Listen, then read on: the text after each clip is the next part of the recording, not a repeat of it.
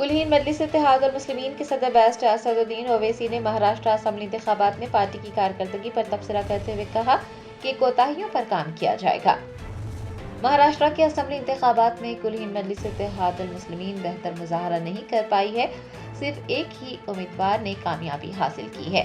Barrister Asaduddin Owaisi सरबराह कुल-हिंद मजलिस इत्तेहाद और मुस्लिमीन ने अपनी पार्टी की कारकर्दगी पर कहा कि जितने भी नशिस्तों पर इलेक्शन लड़ा गया है वहां पर मजलिस का वोट शेयर बहुत ही अच्छा रहा।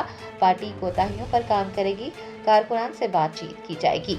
उन्होंने ईवीएम के मसले को समझ से बालातर करार दिया है। लेकिन बैरिस्टर असदुद्दीन ओवैसी ने यह भी वाज़ेह किया है कि मराठा रिजर्वेशन के लिए मजलिस अपनी आवाज बुलंद करती रहेगी और यही जमात का अज़्म है। संभल वाला मामला है, अब अजमेर शरीफ का भी मामला सामने आ रहा है, क्या कहेंगे?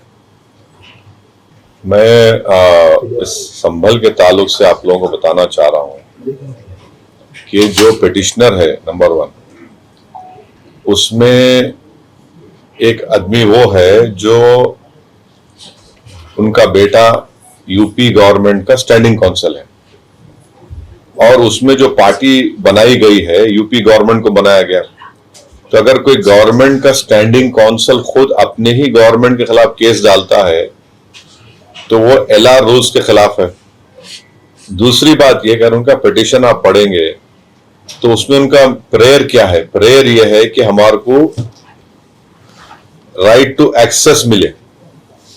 Section 18 of archaeological survey ASMR act 1958 बोलते। जब राइट टू एक्सेस का उनका प्रेयर है तो कोर्ट के जज साहब ने क्यों सर्वे का ऑर्डर दिया? अगर उनको एक्सेस चाहिए था तो जाओ, तो मस्जिद में बैठो, कौन रोकता है? तो रोक टोक तो नहीं है। प्रेयर उनका यह है कि राइट टू एक्सेस होना हमारे को, और उनको सर्वे का ऑर्डर दिए जज साहब, तो ये गलत है। ये दूसरा यह है कि प्लेसेस ऑफ वर्शिप एक्ट के तहत आप उसका कैरेक्टर नेचर चेंज नहीं कर सकते, आप कन्वर्जन नहीं कर सकते, तो सर्वे कैसा करा रहे आप? और फिर आप देख लिए कि अगर वो लोग कोर्ट को नहीं जाते तो आज वो 5 लोगों की मौत नहीं होती, बेकसूर नौजवानों की मौत होगी वहां पर। एक ये है। और फिर सुप्रीम कोर्ट ने जो ये कह दिया कि उस रिपोर्ट को सील बंद कवर में रखना, और जब तक मैनेजिंग कमेटी हाई कोर्ट नहीं जाती उस वक्त तक वो लोकल कोर्ट उसको सुनवाई नहीं करना। और जो oral observation chief justice of India के हैं, जो वो ASG को बोल रहे थे कि गवर्नमेंट न्यूट्रल रहना चाहिए, कोई गड़बड़ नहीं होनी चाहिए, ये उन्होंने कहा। अब आपका दूसरा सवाल जो गरीब नवाज सुल्तान हिंद के बारे में है, एक बात बताइए, 800 साल से वो दरगाह है। अलाउद्दीन खिलजी की जब हुकूमत थी तो उस जमाने में 13th सेंचुरी 12th सेंचुरी में दरगाह शरीफ है। 12th सेंचुरी में गरीब नवाज का विसाल हो गया। 13th सेंचुरी में अमीर खुसरो, आप लोग जानते हैं अमीर खुसरो रहमतुल्लाह, उन्होंने किताब लिखे थे खजाइने फुतुहा, उसमें उन्होंने दरगाह का जिक्र किया। और फिर 800 साल के बाद आज आप बोल रहे कि नहीं वो दरगाह नहीं है, क्या बचेगा भाई? फिर कुछ तो, यानी वो दरगाह शरीफ जो है, पूरे 2 हमारे नेबरिंग कंट्रीज का ऑफिशियल डेलीगेशन हर साल वहां पे आता है, और फिर हर प्रधानमंत्री वहां पर चादर भिजाते उर्स शरीफ के दौरान। ये कहां रोकेगा, कहां ये? अगर कल बौद्ध समाज के लोग, जैन समाज के लोग भी कोर्ट में चले गए, आपको मालूम क्या हो जाएगा इस देश में? वो भी बोलेंगे कि हमारा वो जगह थी, हमारी मजहबी जगह थी। जैन समाज के लोग, बौद्ध समाज के लोग बोलेंगे। इसीलिए हमने 91 का एक्ट बना के बोला कि 15 अगस्त 47 को जिस किसी का भी मजहबी जगह है उसको चेंज या कन्वर्ट नहीं किया जाएगा। अब लोग बोलते नहीं, उसको एसर्टन करने से क्या होगा? अरे एसर्टन को एकेडमिक एक्सरसाइज के लिए कर रहा है, आप तो चेंज करना चाह रहे ना उसको।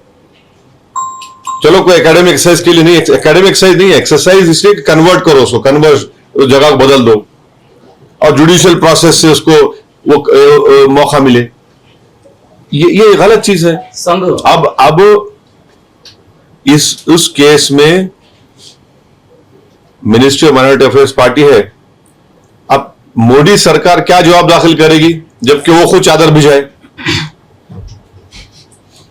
नरेंद्र मोदी एक मर्तबा ने 10 साल में 10 मर्तबा चादर भिजाए हैं, फोटोज भी आप देख लो। अब मोदी क्या जवाब देंगे उसका?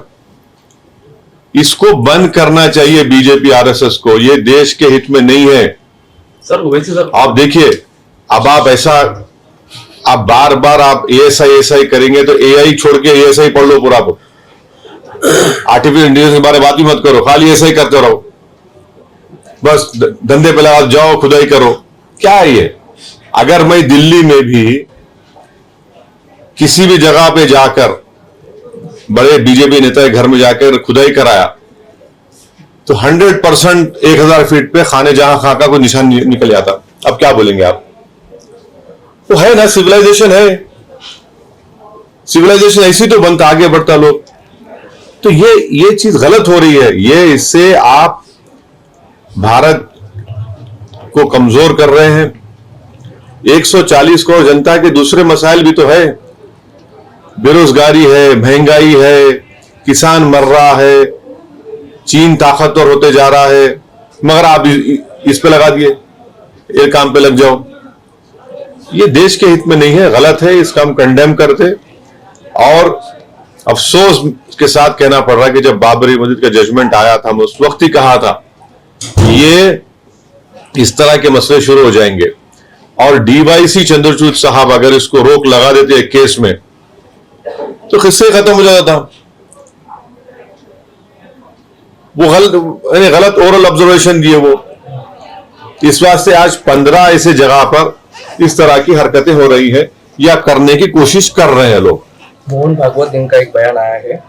कब आया? आज आया कि देश में जो लोक संख्या है कम हो रही है और 2 बच्चे से ज्यादा 3 बच्चे चाहिए, ये शास्त्र का मानना है, ऐसा उनका कहना है। अब ये उनको नरेंद्र मोदी को जाके सिखाना चाहिए था, उनको जो पार्लियामेंट इलेक्शन में क्या बोले थे, मुस्लिम महिला ज्यादा बच्चे पैदा कर दी। Germanten super speciality hospital, national award winner doctor Mir Jawad Zar Khan, German trained senior orthopaedic surgeon and director, माहिर डॉक्टर्स डॉक्टर वासिफ आजम और doctor Bharvi Chanduri, senior cardiologist और दीगर डॉक्टर्स नुमाया खिदमत अंजाम दे रहे हैं। Robotic surgery, advance cath lab, MRI, operation theatre, ICU, 2D ultrasound जैसी सहूलियात से आरास्ता कॉर्पोरेट लेवल हॉस्पिटल, वाजबी फीस में हर मर्ज से शिफायाबी के लिए Germanton super speciality hospital, Attapur.